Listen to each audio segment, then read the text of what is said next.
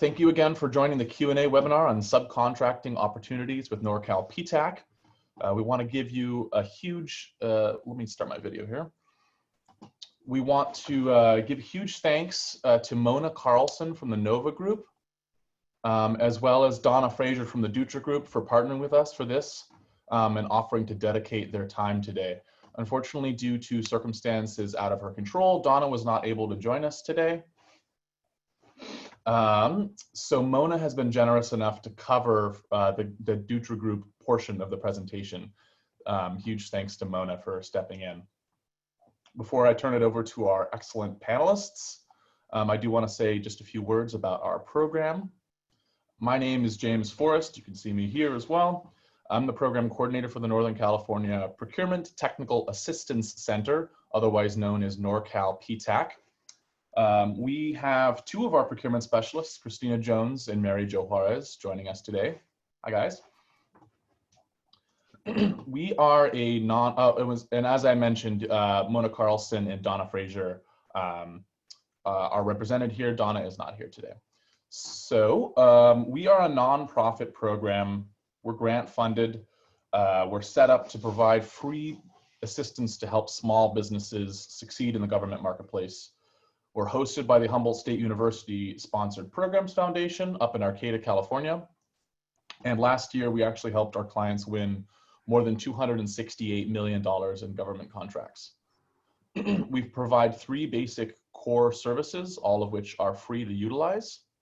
The first is one-on-one counseling. So procurement specialists like Mary Jo and Christina here can help you individually with just about any government contracting topic you can think of. If your business is located in our service area here in green, we can meet with you via phone or video conference to walk you through the many processes of selling your goods and services to the government.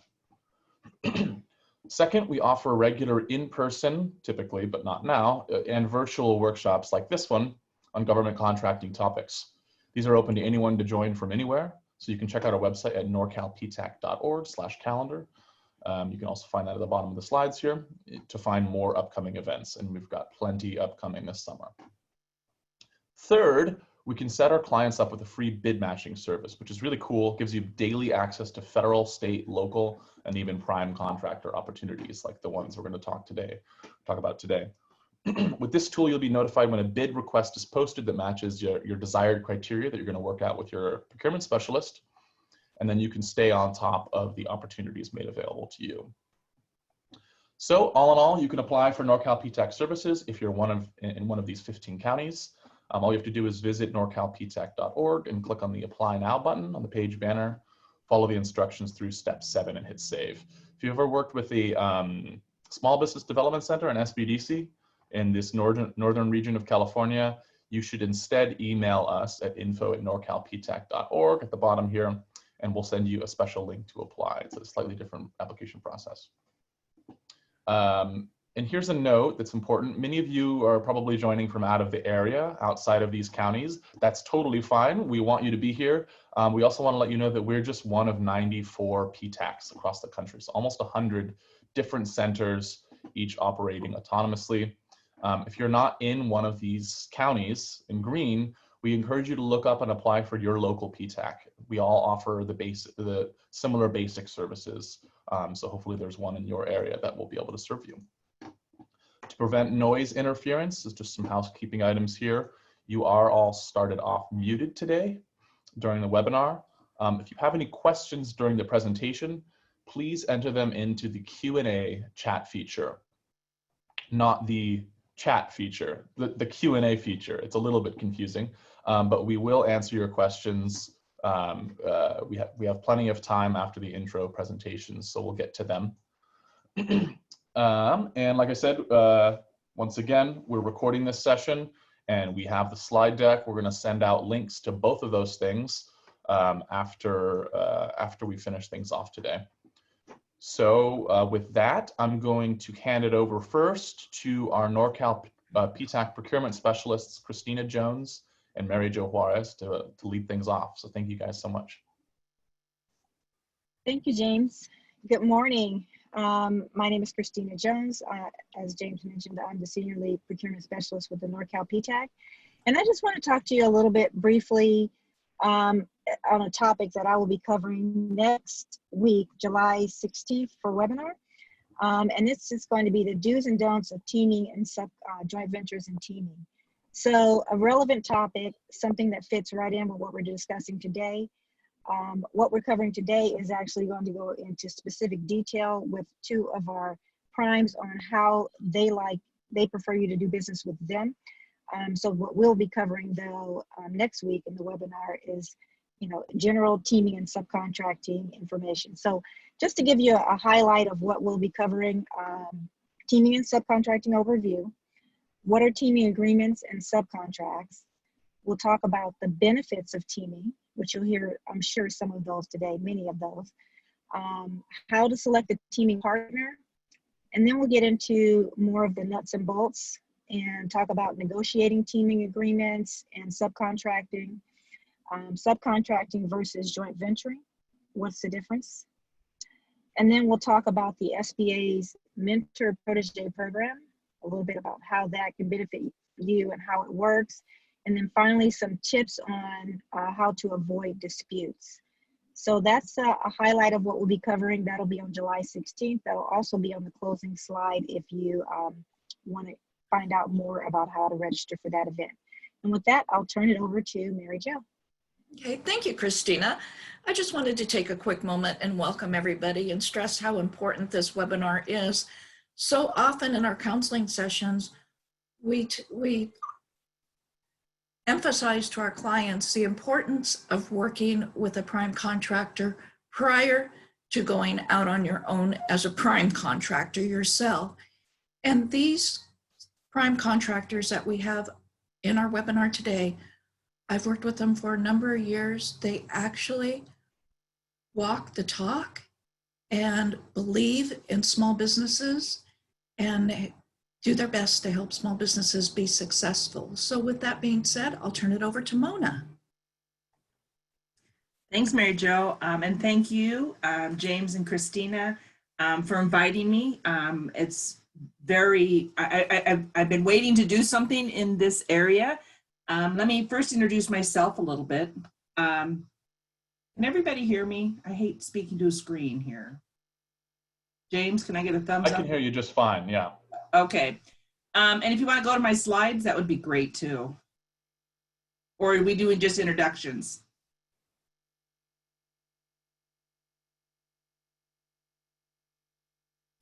So anyway, let me introduce myself and give you a little bit of history, which may or may not kind of expand upon what I'm going to talk about and how you can reach out to us and how we can assist you in better opportunities. I am just recently joined Nova after I've been with them about a year, but I have been working with them off and on for probably 25 years in multiple capacities. I am a retired contracting officer from the government. And one of the things that I offer and enjoy extremely is working with the Ptacs. I volunteer with quite a few Ptacs, both in my Nova capacity, but also as just a retired contracting officer to offer insight as to how to work with the government and some of the loopholes and things that are going on. So I came to Nova and have been expanding their small business subcontracting program. We are a large contractor, and we follow what the government mandates and says you must give small businesses an opportunity. We are thrilled to offer that. I mean, we believe that the community grows by making businesses, private sectors, helping them grow. We like to give them a leg up. We like to help them in the sense of working with the government, which could be a very daunting process, like Mary Jo said. Experience as a subcontractor will help you get ready to dive into the deep end of the pool with the government. The government, of course, has a very important mission, and generally they like to see their contractors, actually they don't like to see their contractors. They would rather just award a contract, have you go off and build it with no problems. So what we like to do is be that silent contractor that helps these small businesses achieve experience and working towards expanding their own business, but at the same time being able to work through all the nuances of the government so that they don't have to see us. They don't have to be bothered by us. They don't have to educate us, train us, hold our hands. So we really enjoy working with small businesses. We are located in California. Our home office is in California. Let's go to the next slide and we'll talk a little bit about who we are. We are a general construction contractor that specializes in Department of Defense work. About 95% of our business is with the DoD, and it has been since inception. We were established roughly around 1977. Actually, our first job was installing some steam lines at Mare Island Naval Station there in California. Our headquarters are in Napa, where we have been for, like I say, some 43 years. Our client, primarily the U.S. government, makes up about 97% of our work. We are what we would consider a civil contractor. We work more or less horizontally, meaning that we like to say that most of our work is buried. As you can see, we focus on 3 areas. We work in fueling systems. We work in waterfront construction, doing a lot of dredging, pile repairs, that type of work. We're actually got some projects going on in dry docks up here in the Northwest. We also do heavy electrical projects. So again, we're a civil contractor, mostly horizontal work. That's not to say that we don't do vertical work, meaning buildings or structures above it, which is why we're always looking for good subcontractors to support that. We are currently located worldwide, which is a great benefit to any subcontractors coming on. Not only can you work locally, but you might be able to help us in some of our other remote locations. We have a couple offices. Our main office is in Napa, California. We have an office established in Port Orchard, Washington, near Seattle, for all of those of you who don't know where Port Orchard is, where I'm currently, that's currently where I live in the Northwest, but I do work out of both offices. We have an office, a small office at Okinawa, Japan, where we're doing a lot of work overseas. We are doing projects everywhere. We're doing projects in Japan, we're in Hawaii, we're currently in Australia, we're in Diego Garcia, we've bid some jobs in Greece. We also work throughout the United States. We've got projects in Pittsburgh. We're currently bidding a project in South Dakota. So we are in the Northwest. So we are all over the place. And the beautiful thing about the current environment where we can be flat, Christopher Columbus would be horrified that I'm saying we're flat again, is that we can work anywhere. You know, we can send supplies, we can ship, we can work just about anywhere. And get your services to support us almost anywhere. And so we're really excited about that opportunity to be able to reach out. How does that benefit you, and how do we set that up so that you are visible? We're going to talk a little bit about that. I do want to just jump right in and tell you that we are currently bidding quite a bit of work. And I know that that question is going to come up, you know, hey, where you guys work, or what jobs are you bidding on? Since 1992, when we actually started tracking the data, now we know how much business we had, but back in about 1992, when the government got serious about their small business program, and they said, you got to start tracking this stuff so that we can see what you're accomplishing and that we're meeting our goals. We've awarded over $2 billion. We've been awarded over $2 billion, and at least 70% of that, or over 600 million, we have given back to small businesses, either as subcontractors or suppliers, and you can see how it's broken out there. And the numbers, if you know anything about how the numbers add up, the small businesses encompass it all, but you can see how we've broken it down into the small disadvantaged business, the women-owned small businesses. Hub zone, you know, a highly sought after commodity right now because of the zoning changes and things like that. Veteran-owned and service-disabled veteran-owned, and we've been tracking this information.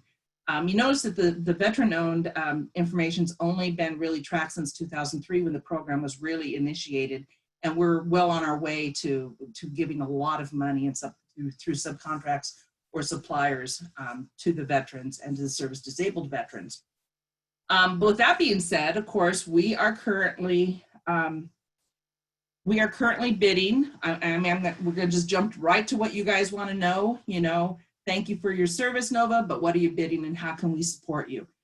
We currently have 9 projects that we're working on right now, and I'm going to give you all the information on where to get to our websites, how to see that.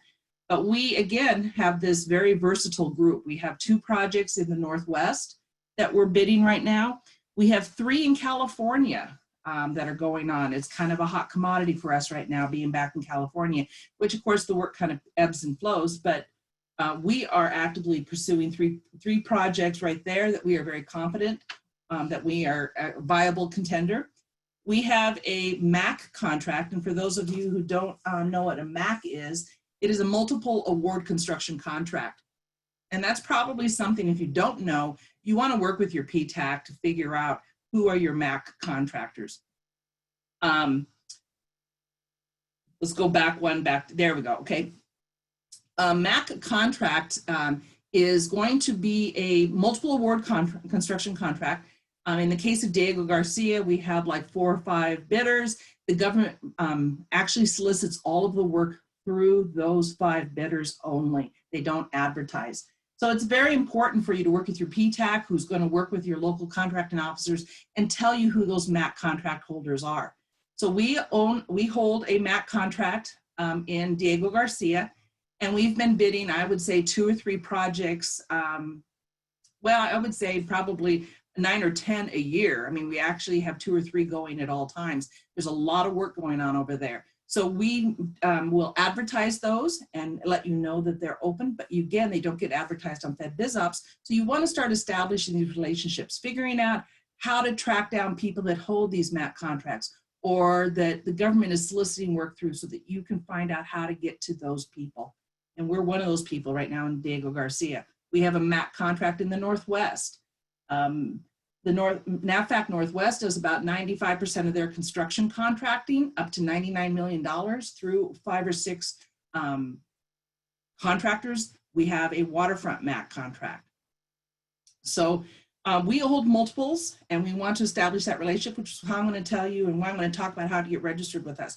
We are currently bidding a job in South Dakota, which is very interesting. And we're looking at a job at the Mariana Islands, the Air Force base there in Tinian, an international airport. So we've got a lot of stuff going on right now, and we are very much interested in you seeing those projects. And again, I'm going to walk you through that.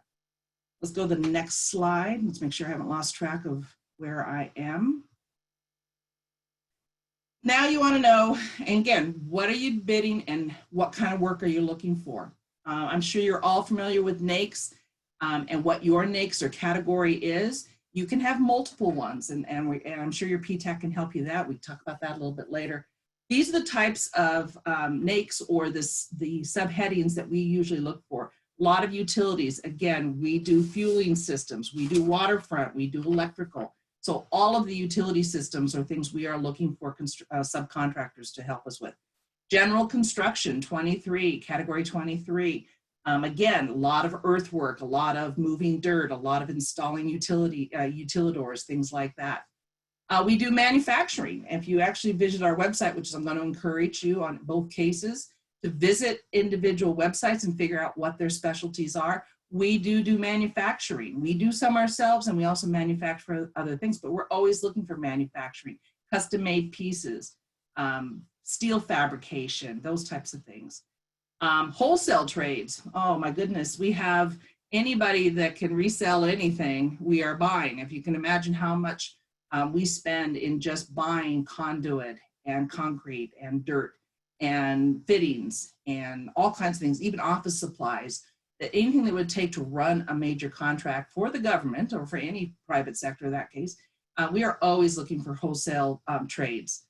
Transportation warehousing. I'm sure you're going to hear when you look at what Dutra services offer, they do a lot of material movement and supplies. So we're always looking for transportation. Oh, I noticed I got a typo there. Oh, I'm not supposed to call that out to everybody else, huh?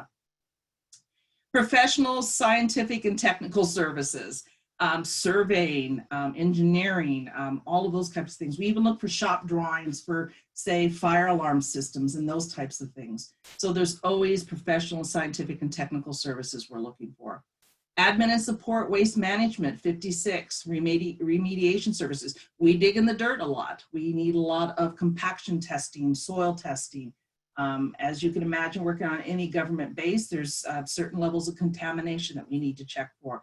Lead, there's a lot of environmental controls that we have to follow, and we're always looking for subcontractors that can do that. Next slide. So, you know that we're bidding jobs. You know that we spend a lot of money with small businesses. We're excited to promote small businesses and help them. One of the things that we do is, what I do personally, is I also offer training classes to the Ptacs, you know, go through what a subcontract is, how to understand a contract or subcontract, you know, where are the pitfalls, what are you looking for, what kind of bonding, insurance. So I offer those types of classes, and again, that's a service that we give back, because the better we can make our subcontractors, small businesses, the better off services we're going to get. So where do you go to register? Where do you go find this information? If you go to our website, which is posted there, on the far right side, there is a subheading called Subcontracting.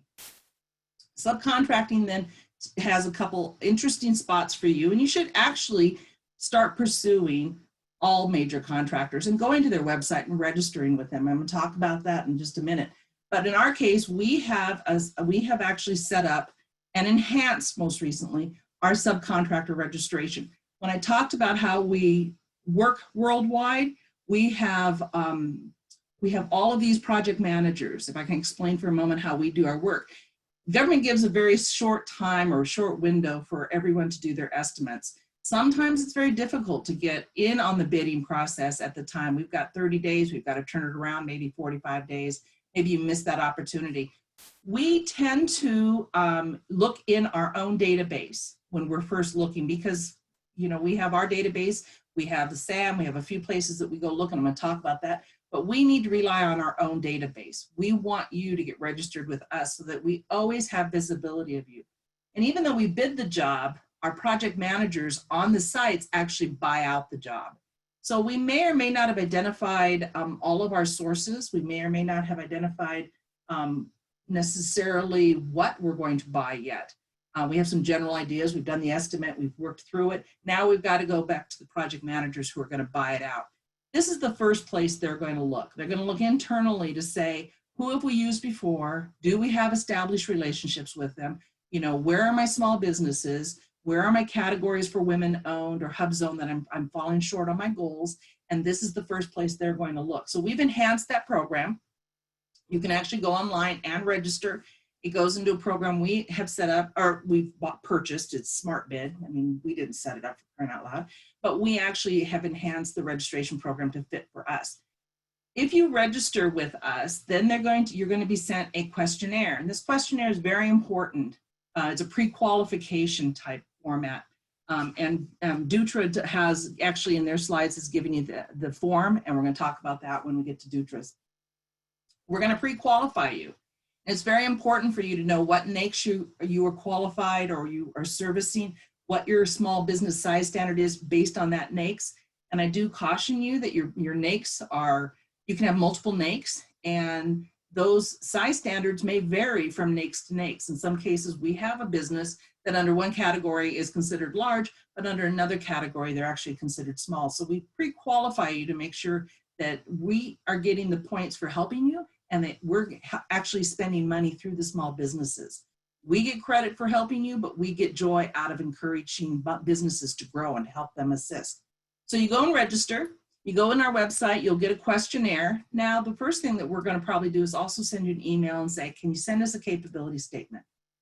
You can talk to me all day long, but my problem is I might have 13, 14, 20 active projects going on with 20 project managers that are buying out the jobs. And again, we spend 600 million in these types of services and products. So they are always looking in our system trying to find these sources. So they don't always call me, they look in our registration program. Our registration program will have your pre-qualifications, but we ask you for a capability statement. You know, how do you expand upon that? So we post those capability statements in a folder that once we pull up the NAICS, the sources that we're looking for, we can go pull your capability statement and see where your experience is, see what jobs you've worked on. You have to build your capability statements to help us understand that, again, when we talked about working with the government, they don't want to see us, We need to be low risk to them, and we need you to be low risk to us, which is why this is all tying together with experience, going out of subcontracting, working with big firms that are going to help you grow, help you keep from stumbling. They're going to help you understand what prompt payment is, how to even get paid, how to get badged, all those types of things. So we look at your capability statement and say, where is your experience? What do you have, and how can we help you grow that? And then, of course, they'll reach out to you if the shoes all fit and we're looking for something. But you are now, if you're in our system, now visible to all of those 20 project managers that are bidding jobs or buying out jobs, I'm sorry. They're buying out jobs. So they don't come to me and say, Mona, I need somebody that can deliver pea gravel. They go into our system and say, under this NAICS, I need to see who's registered, who have we done business with, who's out there that is interested in doing business with us. So our program, you actually register through us. We maintain that registration. We're going to call upon you annually to certify your size standard, make sure that you're still a small business. We're going to develop a good standing relationship with you, and we actually kind of rate you when you do work with us, so that the higher success rate you have with us, the more likely you are to get called back. We actually then maintain your capability statement, and we make you visible to anybody that is buying out the job. Also on that same page, you're going to see our opportunities. And if you click on those opportunities, that's where you're going to find all of the jobs that we are currently bidding. Now, I stated that we had 9 that we're currently bidding. And if you go to that website, you're going to see where it is and who the point of contact is that is actually the estimator that is working on that job. You can shoot that individual an email. You can tell them what your NAICS are and what you're interested in bidding it on. Again, sometimes those are very short windows, like 30 days, 45 days. It's a lot to keep up on. We also have about 9 or 10 projects that are closed in the terms of bidding. We haven't won yet, and we still can be looking at potential subcontractors and suppliers. Very rarely do we actually make firm commitments at the time of bid because that window is so short. And again, so we could have 9 to 18 projects that are going on out there. That's why we're interested in getting you registered. We currently are bidding and working on the Southwest MAC. We're hoping to get onto that waterfront MAC down there and do a lot more work in California. We're very hopeful about that. And again, we've bid that. It would be announced if you follow any of the awards, and through your Ptac, I believe the Ptac publishes the big awards in the area. These are things you want to keep track of. These are things you want to talk to them about. Find out who those MAC contract holders are, because they're going to be bidding most of, in our case, we would be bidding most of the waterfront work in the Southern California area for the next 5 years, or possibly $99 million worth of work. So there's our website for registering. There's our, the link is to where our opportunities are. And of course, there's my link if you have any particular questions. You're always welcome to reach out to me. You're always welcome to get information from me. But again, I'm only one person, and all the PMs don't always reach out to me. So my strongest advice is for you to register, get registered, put your capability statement online with us, and then follow up. Work with our estimators, okay? If you have any problems or anything that you need help with or expanding, that's what my name and number is there for. I am their small business liaison officer. I provide training. I help assist small businesses so that you can get mainstreamed right into our process with little or no inconvenience or problems. I think that is the end of my presentation. I did want to talk briefly before I guess I opened it up, or I'll let James decide if he wants me just to do Dutra, or if you have any specific questions for Nova. I did want to talk about small businesses. I'm sure the Ptacs help you, but the second place that we go to look for information, of course, is in SAM. And SAM is the Systems Management, I'm not going to even, Systems Award Management Program. But this is the program that the government uses to register all contractors. You have to be registered in SAM in order to get a government contract. And the reps and certs in there will all be filled out that say, here's my NAICS, here's my size standards, and here's who I am. Prime contractors use SAM. Subcontractors and suppliers are not required to be registered in SAM. But this is where the government goes to look for you, and this is where prime contractors go to look for you. It is one of the largest databases of subcontractors. When a bid comes out, I'm going to send out, we're going to do a search in SAM. We're going to look for all of their NAICS codes in the area that we're interested in bidding, and we're going to send out a flyer notifying you of a potential bid that we're working on. That's where we find you potentially first, and that's why I would recommend you work with your Ptac and get yourself registered in SAM. You don't have to be. It's just as very helpful because, again, the government finds you there, we find you there. You can register under multiple NAICS. You can have multiple size standards based on those NAICS, but this helps us get to you first if you aren't registered in our system. So I strongly encourage you to register with us, but I strongly encourage you to register in SAM because that's the first point of contact or place we're going to look for you. The third place is we do reach out to the Ptac, the local Ptacs, when time allows or when the opportunities come up. And we actually ask them, you know, do you have anybody? Do you have any services? Do you have registered clients that you might be able to help assist us with? Sometimes we will do an outreach, a specific outreach. We're going to start establishing, NOVA is going to start establishing one-on-one outreaches when we do get an award. Because again, I told you, we've done an estimate. We may or may not know who all our sources are. Okay. I'm going to, I guess, move right on to Dutra, and I have less probably to say about Dutra, but I will try to do my best to do them justice. Donna, unfortunately, had a very urgent matter, family matter that she had to take care of. Dutra is very similar to NOVA in certain ways. They have three main categories of work that they specialize in. They are a dredging company. They are large business, also looking for small businesses.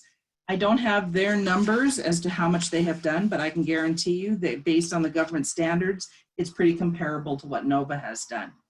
They do dredging, they do marine construction, and they do materials. This is where they get into more of the movement of aggregate resources and waterside distribution centers and stuff like that.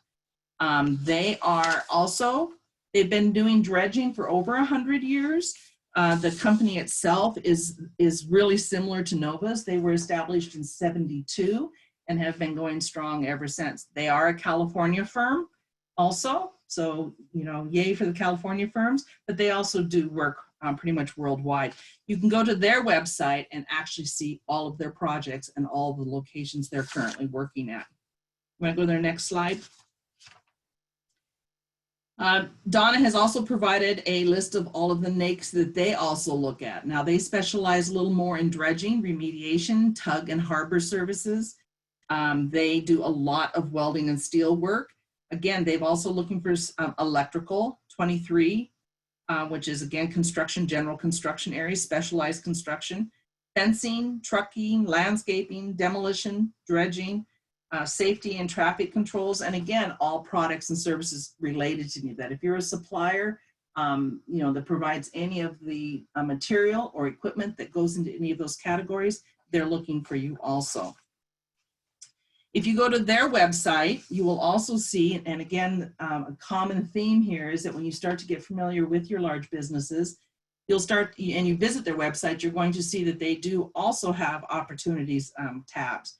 They have a sub and supplier bid opportunity list, and they also have the projects that they're bidding on. They currently don't have any projects that they've listed that they're bidding on, but again, they are actively working all kinds of projects and are always looking for small businesses to register with them. If you want to go to the next slide, you'll see that this is a snippet from their website, and you'll see that they actually have the self-certification form that you can download and fill out. It's very similar to the one we do, and again, this is a common thread through all of them. There's a size standard, if you want to just move right to that next slide. A self-certification form that you would fill out and file with them that would take you to, James, next slide, thanks. What your small businesses are, and that you're certifying that you do meet the criteria of that size standard that you're actually checking. Now, I would recommend that you work with the Ptacs. One of the things that we don't take on ourselves as large businesses is actually helping you through that certification process. Your Ptac is the place that you're going to contact, or the SBA, of course, but your Ptac is extremely helpful and very knowledgeable in working with you and making sure that you do meet the criteria and any certifications or follow-up that you need to do to be certified. Again, this is a duplication of what's in SAM, but it allows you, if you aren't registered in SAM, to fill this form out, have it on file with us, again, by NAICS, by your size standards, what your certifications, and then they're going to be able to sort and look for you in their system. So again, their website's set up very similar to ours. And I think just about everything I said that Nova takes, and Donna would echo, because again, we're all set up very similar. Donna, her contact information is on the next slide. And she would be more than happy to answer any of your questions. And with that, I think I will open it up for conversation. Questions?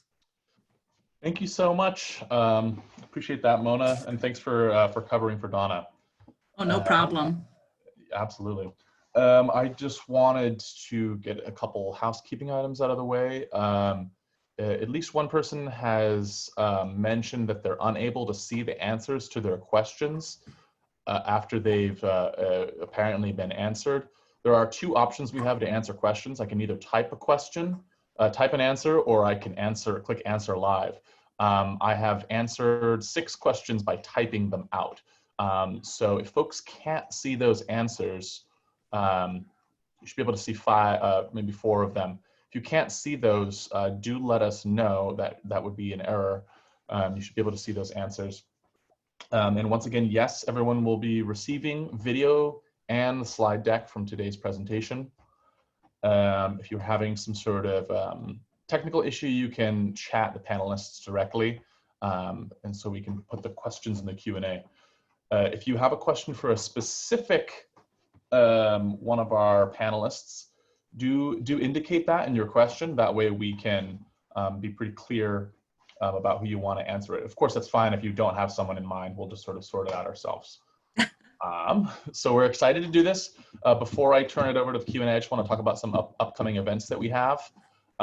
Christina Jones mentioned the teaming agreements and subcontracting we have coming up on July 22nd. All of our webinars are at 10 a.m. So she already pitched that one. Then we have this great public works web series that could tie in nicely with this, with Ed Duarte, who's a real expert. And we have the first one, which is an intro on July 22nd, and then 2 on estimating and bidding on the 23rd and the 29th, and then how to manage your public works project on the 30th. Then on August 5th, we have a how to do business with the state of California webinar as well. So these are all on our website at norcalptac.org/calendar, and we keep that very updated with new events, which we're developing on a regular basis to help all of your small businesses out. So take a look at those. And let me go ahead and get to the Q&A section. And actually, I'm going to bring it back to the intro slide, just so we have everyone's contact information here, everyone's face represented. And you'll be able to get the contact information from the slides once we send them out. All right, so let's get to the, maybe I'll turn my video on here. Let's get to the questions here. So. Do you want me just to kind of read them out and from the top and work through them? Typically, I read them out. Okay, and perfect. Then you're welcome to read along. So Selena Jackson here is asking, I'm a Black woman-owned business that provides services for educational institutes. Can I get contracts with the government as well? Absolutely. I mean, again, just about anybody can get a government contract if you're focusing on small businesses. Unfortunately, the government itself doesn't distinguish by race. It's only by, I guess, the women-owned or the veteran-owned. So most of your states, and I'll leave that to Ptac to chime in here, actually have women disadvantaged DBEs more. But for the federal, I'll say for federal and for NOVA and for Dutra, if you're a women-owned business, that's the classification that the government's looking for. And of course, we're always looking for training.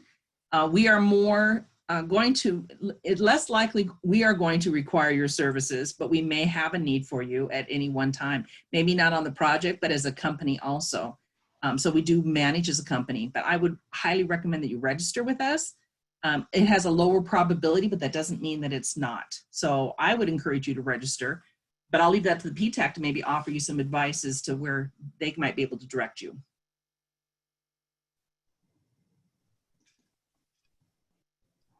Ptac? I would just like to, Sorry? can you hear me? It was a little choppy for a second, but I think we got you now. Okay. I was going to say that the federal government, there is the 8A program, which takes into account minority status or socially disadvantaged groups, which includes minority groups, which would include African American, as the attendee mentioned. So if you'd like to learn that program, sign up for services with Ptac, and we can help walk you through that. And also, I'd like to say regarding the teaming and JV webinar, the date on the slides is incorrect. It's actually July 16th, so we can update that before the slides are sent out. Oh, nice. Thank you. Appreciate that. And we'll have it updated on our website, so you can check that out for the final registration anyways. All right. Next question. Mike is asking, are there any jobs around technology and IT and software services with government contracting?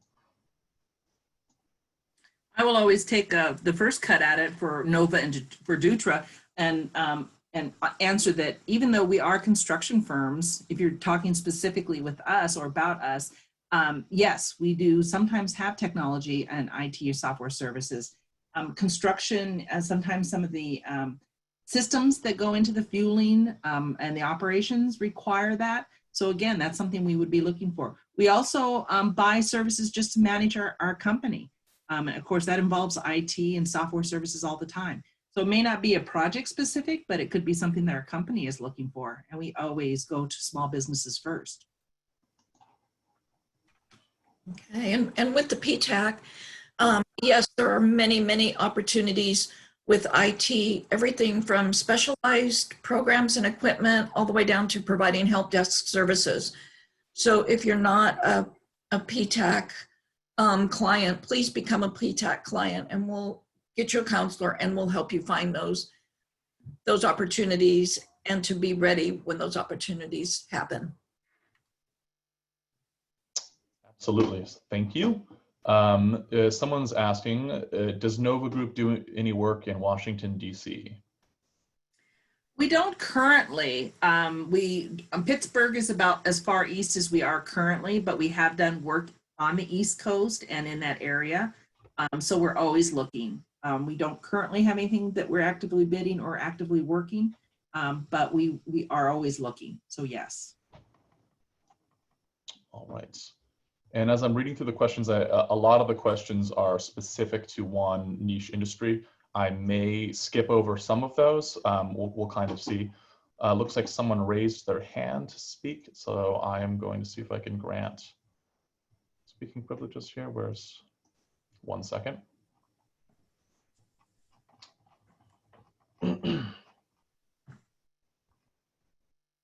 Well, I don't see it anymore. Sorry about that. If you meant to unmute yourself, if that's possible, you can go ahead and do it and ask your question aloud if that was your intention, or maybe it was an accident. All right. So Jai Sharma is asking, this is great for subcon registration. Do all primes do that? Assuming they're talking about the registering with Dutra Group or Nova or Dutra. I can, of course, all of the small business liaison officers also have local groups. We all get together, we all chat. Most of our competition, I've checked a lot of their websites and we've discussed it in meetings. Most of them do have subcon registration set up on their websites because again, we need to manage and track where our potential subcontractors are. So for the bigger ones, I can say yes, they do. All right. Let us move on to another one here. That was answered live.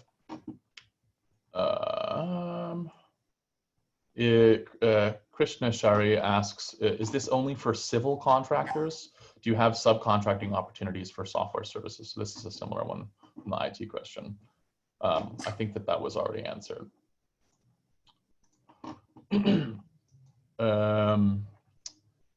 I'm skipping some of them here. Noah Lee is asking, do you work with small businesses just formed without a performance history? Yes. I mean, again, any experience you have is going to help lower your client's risk, whether we are the client as a prime contractor or the government. But one of NOVA's goals is to help small businesses get that first leg in. So yes, we do work with them that don't have any established history. I mean, it may take some assistance from us, and it may take some conversations to make sure that you've got the bonding capabilities and the staff to be able to do it. But yes, we do look forward to helping brand new businesses. Okay. And Josh Griffin is asking, do you have to be registered with SAM to do business with Nova or Dutra? Absolutely not. You do not need to be registered in SAM. The only reason we encourage you to be registered in SAM is that it's just a great depository of all interested parties. It's the primes use it as a central location, and we look into it often to get started. But no, you do not need to be registered to work with us. All right. And then maybe we could just go over briefly once again what SAM is. Doug Devine is asking. Well, I might have messed that one up, and I'll let Mary Jo correct me if I'm correct. But it's Systems Award Management. Is that Mary Jo? That's right. Or James, yeah. And it is basically in order to be registered, in order to receive a government contract, you are required to be registered in SAM, which has all the certifications, all the contact information, your DUNS number, your cage, that you're a registered entity. So the government requires it. They cannot award a contract without it. We just use it as a depository of all potential bidders that are interested in doing any work. It's a great location to find you. It's also the only place that the government goes to look for you. Very rarely do they reach out and talk to the Ptacs. Some of your better deputy officers will do that, but all contracting officers look in SAM by the NAICS to find any potential sources. So again, we use it as a prime. You don't have to be registered, but it is a great place to be seen. All right, does Ptac have any input on that, or I think? I just have some input regarding SAM and Subnet. Or I don't know, Mona, are you also referring to Subnet, where the primes advertise looking for subcontractors and the NAICS codes are listed there? Also, the opportunity that the prime is currently soliciting for is listed there as well. Yes, so I didn't know if you were referencing Subnet as well. Well, there's kind of two processes, but yes, we do look in Subnet. We post jobs in Subnet. The only reason I really kind of differentiate between the two is that during the estimating process, it's a very small window. And most prime contractors don't make all of their commitments, or even the majority of their commitments, during the estimating period. They do it during the buyout process. So you will not see the awards on Subnet. You'll only see that we advertise for them. So again, there's multiple times that we're looking for potential subcontractors and suppliers. And you don't want to just, as they say, put all your eggs in one basket and look only on Subnet while we're in the estimating process. You want to look in SAM for, just be registered so that we can see you before we start the process. We look for you in SAM and other areas like that after award.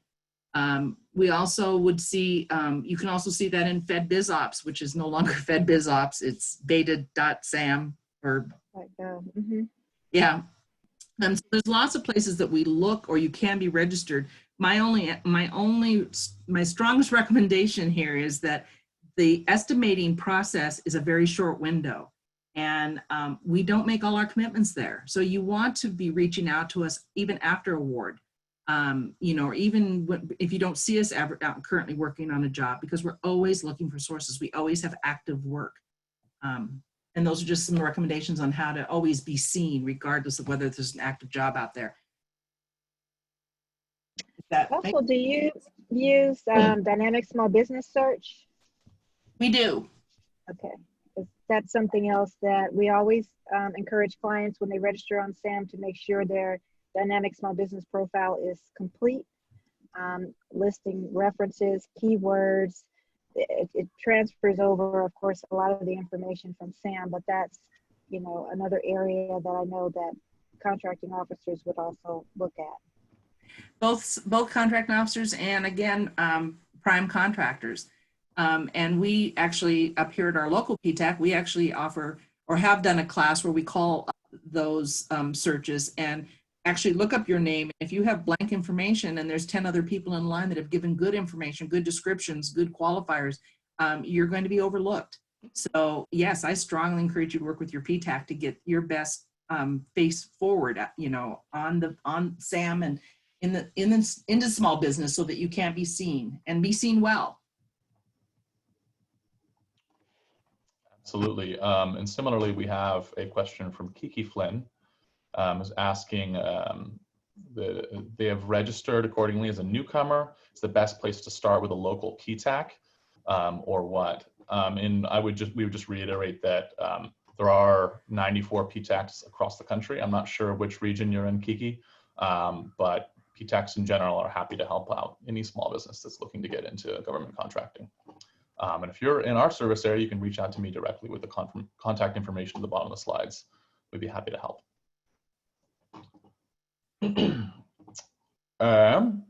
Katya has a question. How would Norcal Ptac help when contracting with the government for interpreting bids? That's a good one. Ptac? Yeah. Okay, yeah. Well, what we do is we would definitely, we don't prepare bids, but we review bids for you. So what we would do is we would review the RFP. We would look at it for a number of factors as we're reviewing it. I always keep in mind to look for what risk might be out there for you, if the RFP is complete, if there are areas that might be missing, and a lot of that's nothing that can be fixed right away. You'll just need to be aware of those things as you're preparing your proposal. And when you have a draft proposal, we always ask that you give us enough time to review it and enough time for you to decide whether you want to use the comments that we provide, the information that we provide to revise your proposal.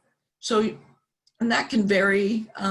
James, I don't know, is there a set period of time we like to have that in? Like to have what specifically? Like to have the proposals to review. Is it about a week, a couple days? You might know better. I guess, depending on the client.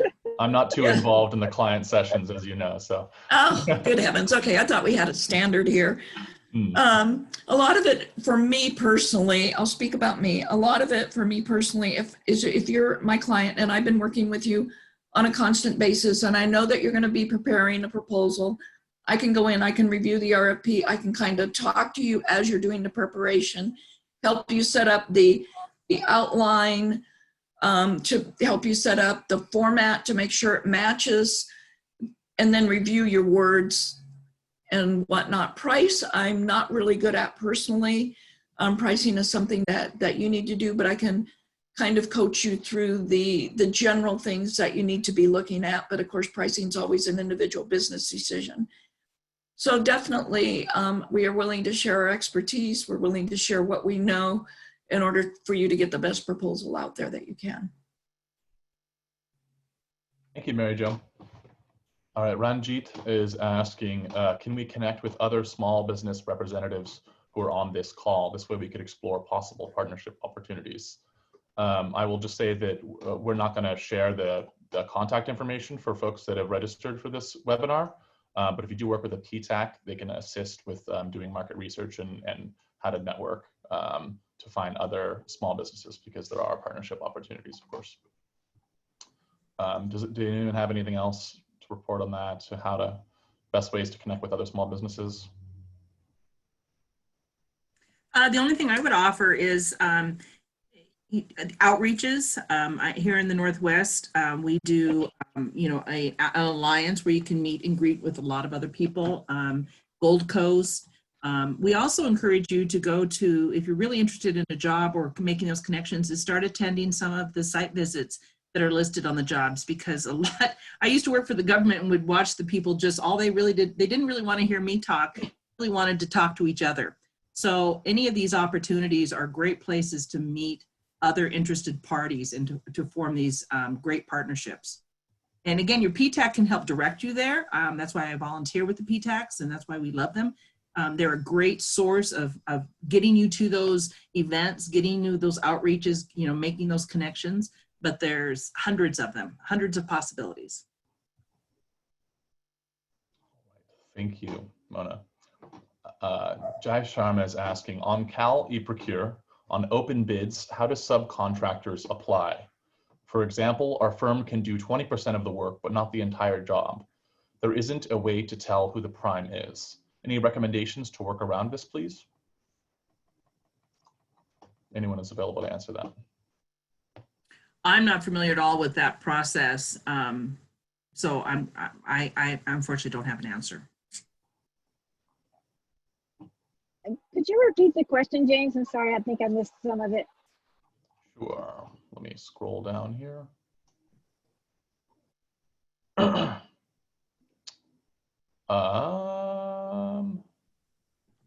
It disappeared for me once I clicked answer. Hang on 1 second. I think they're referring to a Cal, some kind of program. On Cal eProcure, they were basically asking how do you identify, how do you get involved with subcontracting opportunities when you can't tell which primes are bidding on it in Cal eProcure? Okay. Well, there's not, I think, a standard way, but if there's not a pre-bid meeting is one opportunity. If there is a pre-bid meeting, excuse me, then you can attend that and see who plans on bidding. Sometimes release those through Q&A. After, you know, Q&A, they release those who are interested. You can also advertise as a sub seeking prime. It depends on the type of opportunity. Some primes, for instance, for Caltrans projects, advertise as prime seeking subs. What happened in my voice?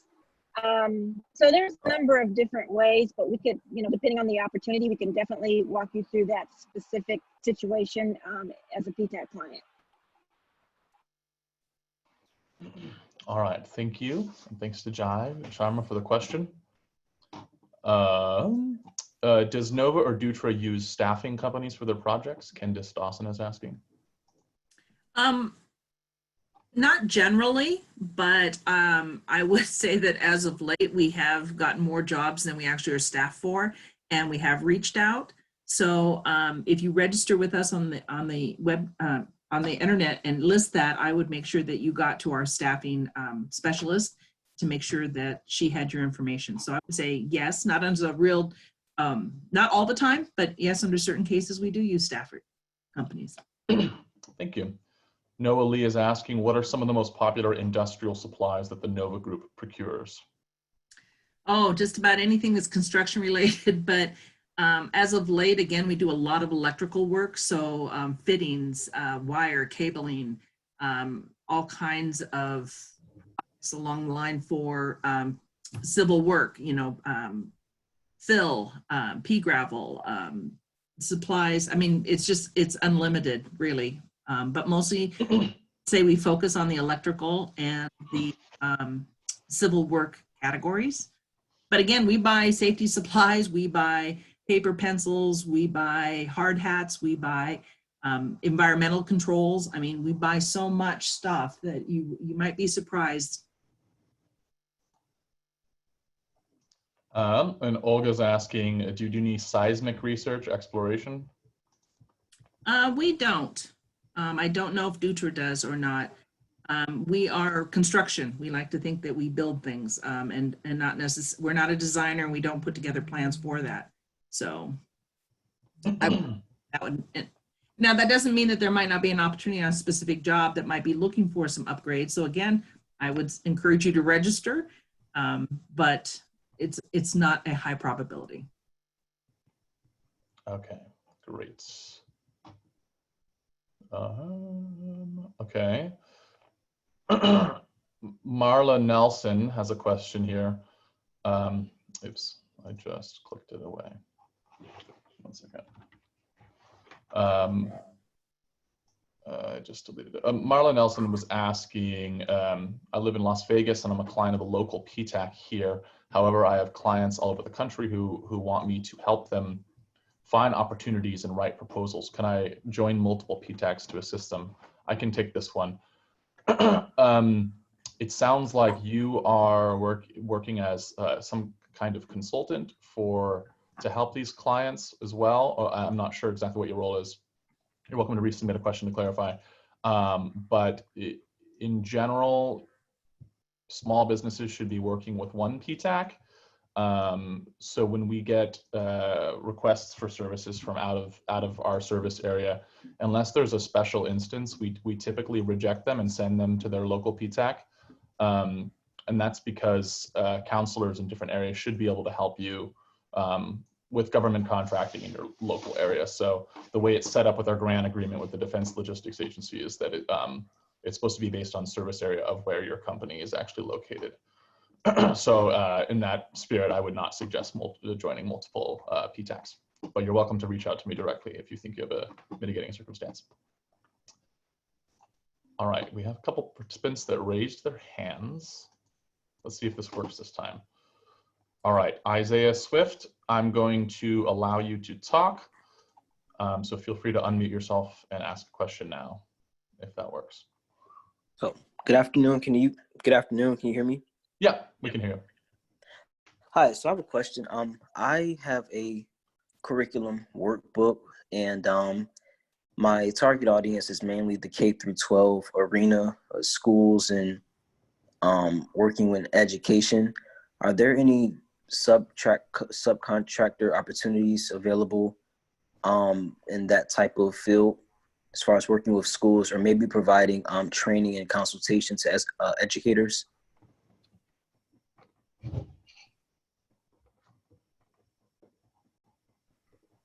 Ptac folks? Yes, I'm done.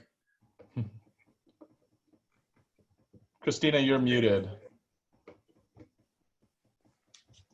Sorry about that. I was trying to unmute it. Well, there are definitely school districts, schools, UCs, Cal States, all the different higher education purchase, training and curricular content, things of that nature. So, but you can, if you connect with us at the Ptac, there are, I can't think of the site right now, I think it's Cal USource, for instance, for the state of California, where they list opportunities. But we could also utilize a tool that we have called GovSpend, which has a really good, robust look at local school districts and, more cities, counties, and things that may purchase what you sell. Some searches based on keywords, location to find opportunities for you, but definitely training, content development. I think I heard from you, those types of things are purchased by school districts or school public education. Thanks, Christina, and thanks, Isaiah. I'll go ahead and mute you once again. And then we have a question. We had a question, but then it went away. Someone put down their hand. Okay, you are welcome to raise your hand again, and you can ask a question as Isaiah did. All right, let me fish through for another question. Oh, here a hand went up again. Shirley Moore has a question. I'm going to allow you to talk, Shirley. And feel free to unmute yourself now, and you can ask to everyone. Shirley? All right, we will move on to another question. All right. Char is asking, do you have any opportunities for apparel or PPE? I'm not sure if that's who that's directed to, but anyone is welcome to take it. Well, I will just jump right in that, yes, I mean, again, we're construction, we're always looking for PPE, hard hats, vest, specialty equipment, especially in right now, the COVID-19 situation. You know, we're having to increase our PPE. We do work in high voltage electrical areas with specialty gloves and things like that. So yes, we do. Okay, thank you so much. Natalie Clayton is asking, I'm a certified small business with the state of California. Is there a list of prime contractors for the state of California for non-technical services? For instance, educational training, educational services, training, etc.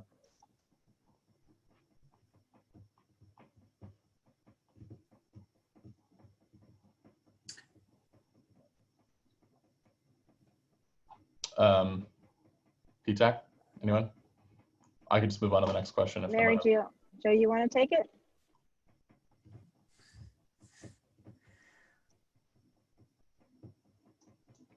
Mary Jo, you're still muted.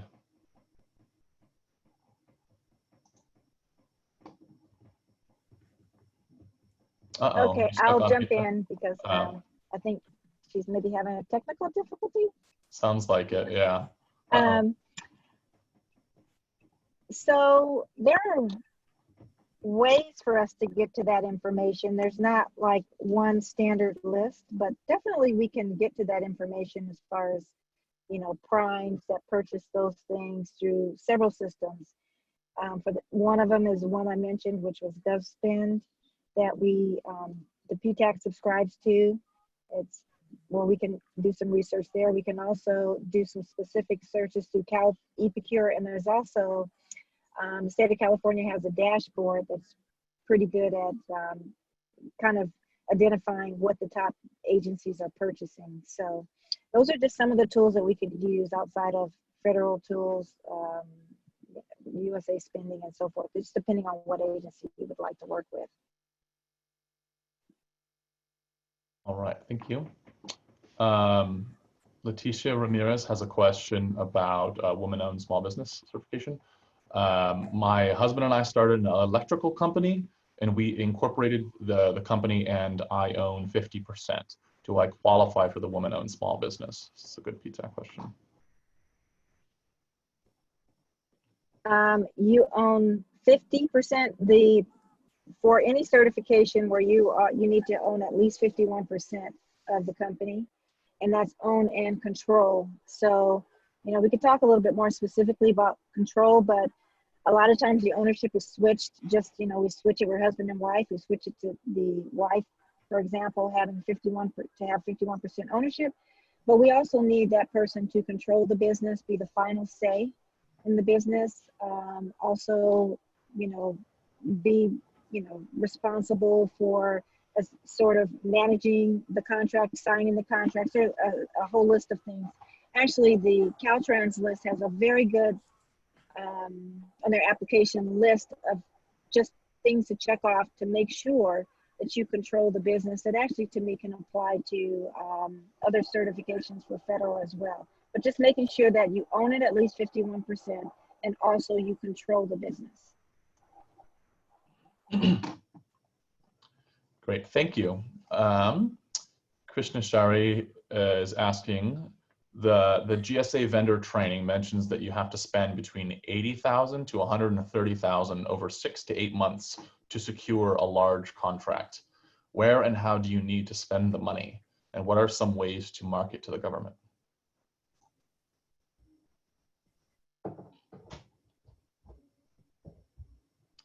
Mary Jo? Still no? Okay. The mute button isn't working. Mary Jo, I would try to maybe log out and log back in or something like that. It's my solution to everything. I'll promote you to panelist once I see you.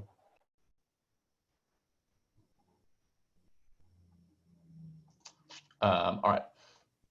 So she obviously will not be able to answer that question. Should I move on to another, Christina? Well, I'll do the best I can. So I don't think there's I know there's not a specific way that you have to spend the money, but it's basically, you know, people do business, as they always say, with people they know. So kind of Mary Jo's back. getting out there, marketing to those agencies. And now in COVID situation, and we're not traveling, but that could have included some travel money. They're speaking of traveling around, speaking to different small business specialists, hopefully getting some capability briefing meetings with decision makers. So there's tons of different ways to spend the money. But I don't think it's more so about money. It's about making sure, like I said, people know your business's services, and what's the best way to do that. And that's, again, something that's really, to be specific per company, we would talk about and strategically plan in the meeting with your Ptac counselor.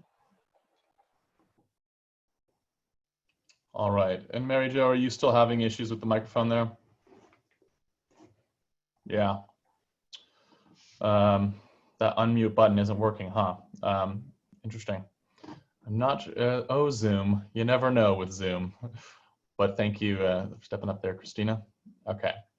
An anonymous attendee has a question here. Is there any limit on minimum value contracts, that there will be contract more than a particular value?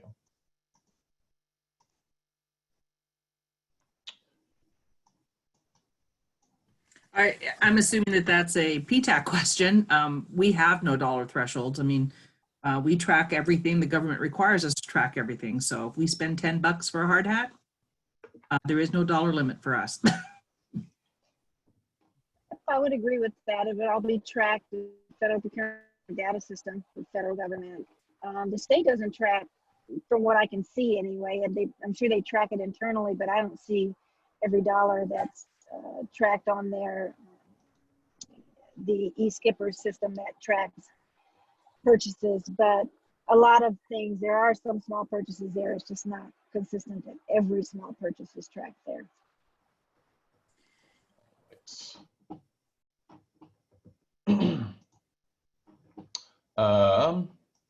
Isaiah is asking, does Nova Group do work in Charlotte, North Carolina? Not at the moment, but we're always looking. All right. Ranjit is asking, can Mona share any particular areas where it has been a challenge to secure subcontractors? Oh, yes, definitely. Currently, we struggle very much with hub zones. The government has redefined the map, but not lowered our goals or the standards that we have to try to meet. So any hub zone companies, we have difficulty finding, because we're a specialty contractor as well as Dutra, we have a hard time finding women-owned that, do large construction, waterfront work, own dredging machines. We do a lot of piling work, high voltage electrical. So women-owned is always a struggle for us, and hub zone is always a struggle for us, which is why we try to compensate those areas with suppliers. Those are great areas to be in. If you don't, again, for us, we need specialty firms, and that is a tough commodity to come by. All right. We are a commercial food equipment service company. We maintain, repair, and install kitchen appliances, which go in cafeterias at corporations, hospitals, universities, schools, etc. Are there any specific primes which we can connect with so we can participate on appropriate contracts?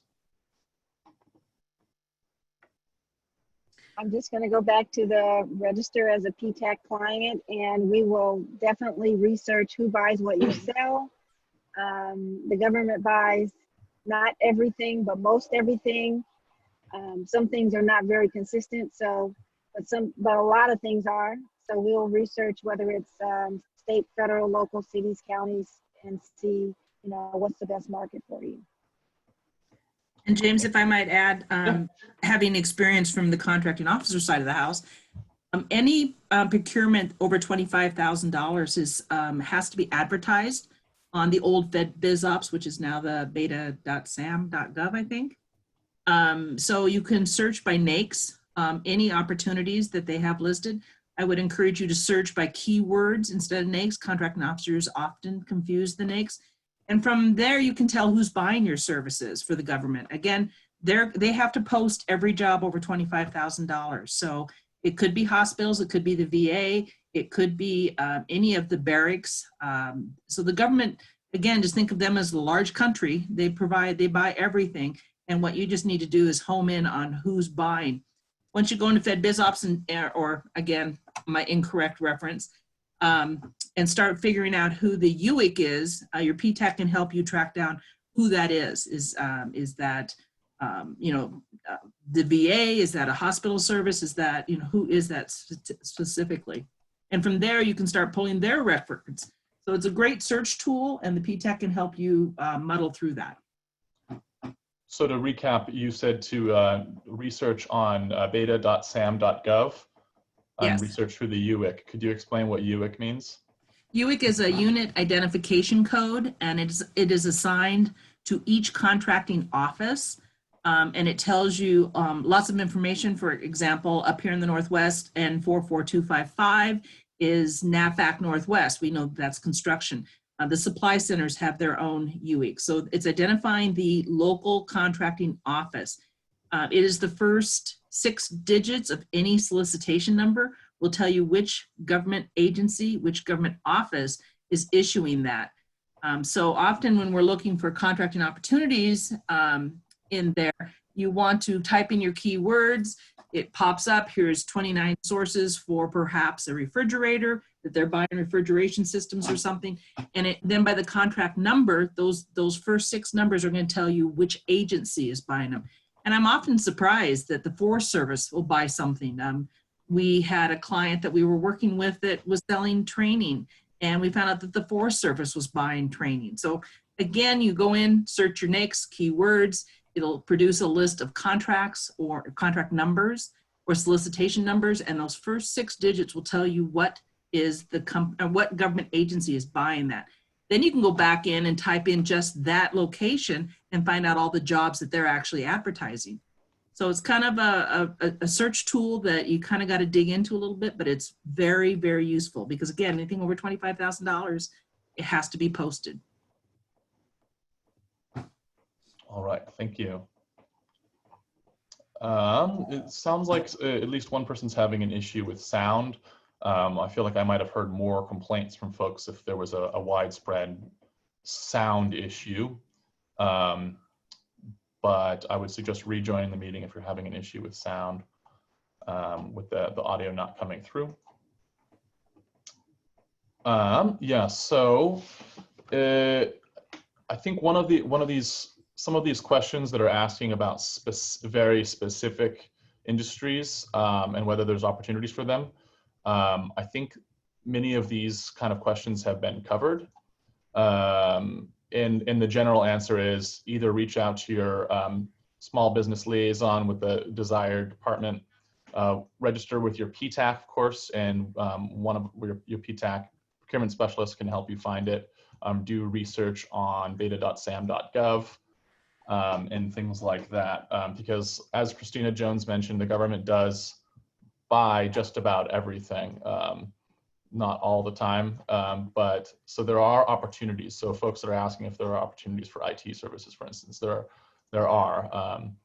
So hopefully some of the research tools we've given you today will be able to help you find those opportunities here. So let me look through these questions for something a little more general.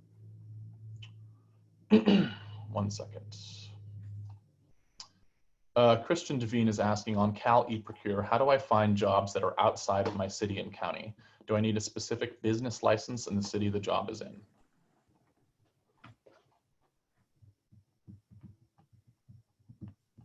There will be opportunities that definitely won't appear on Cal eProcure that may be, within a city or county you want to work in. One good way is when you sign up for Ptac services is that we register you for a bid match, like on the screen right now, a custom bid match service.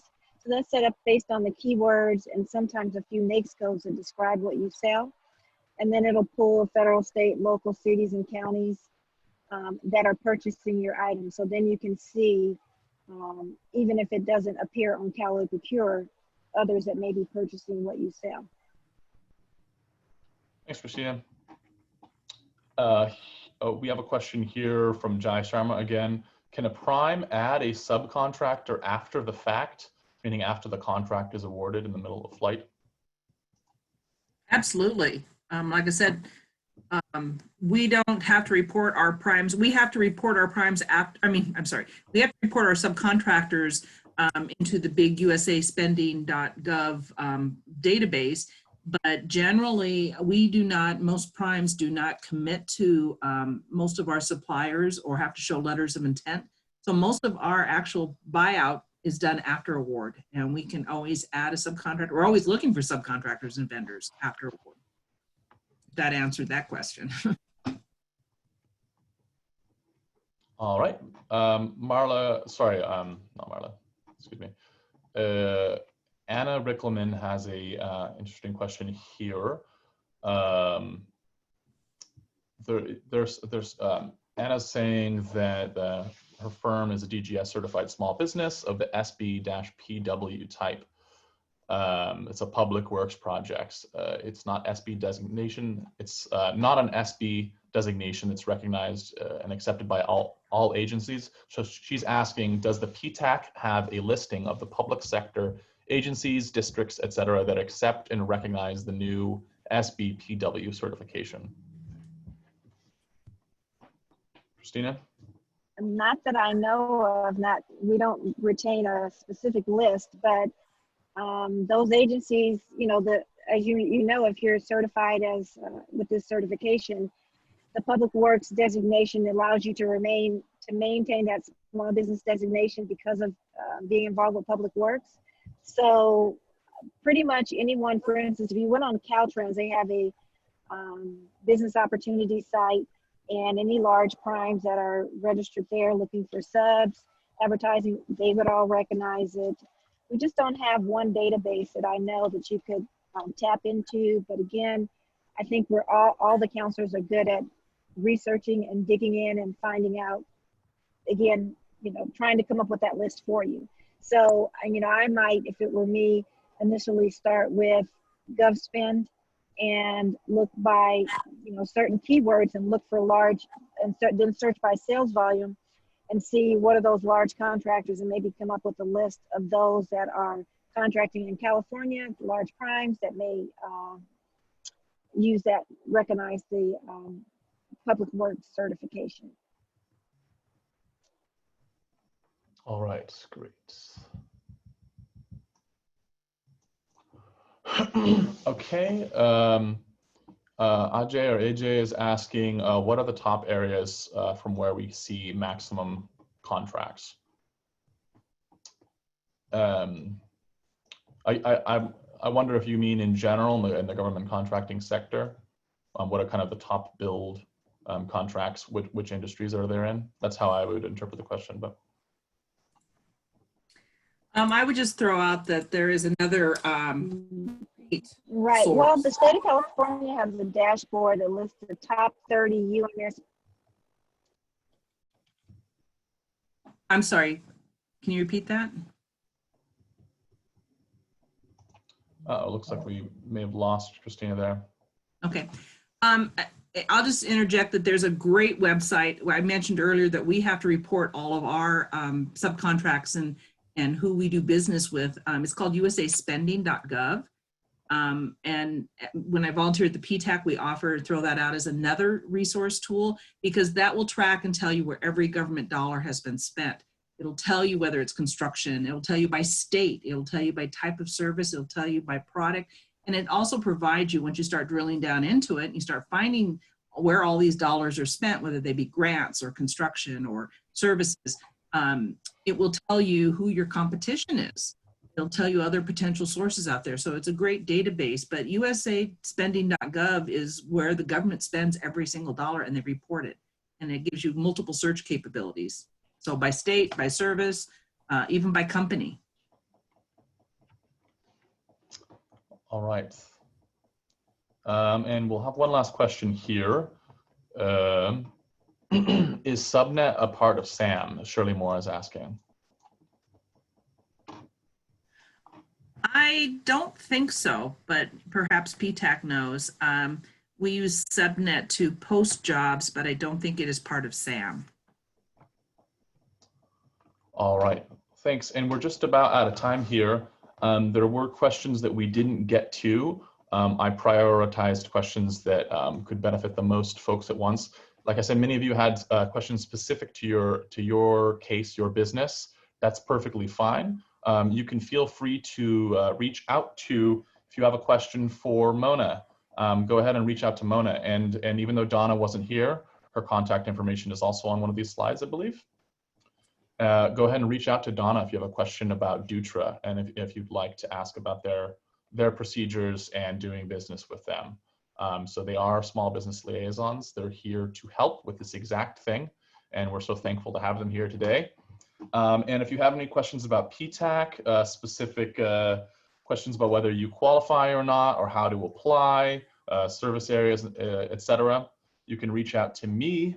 My email address is info@norcalptac.org, and my phone number is also at the bottom of the slides here. So I will just say thank you to everyone, and just want to comment that we are going to be sending out the slides to everyone, and the video recording of this whole presentation. So that will be coming shortly.